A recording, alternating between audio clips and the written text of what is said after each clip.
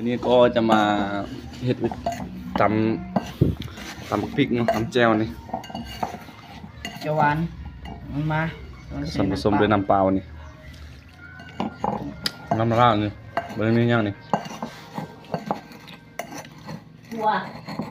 เบิ่งกับบ่าวเป็ดคนรอมาเฮ็ดสมนึงสิแซ่บสำใดในสิจะได้ต่ออีกนี่อันนี้สิจับบ่ตำบ่นี่บ่ บที่เขาซับแบบนี้เขาอยากให้น้ำเขาเป็นมันตัวเปรี้ยว น้อง ลองชิมก่อน น้ำสะอาดผสมกับ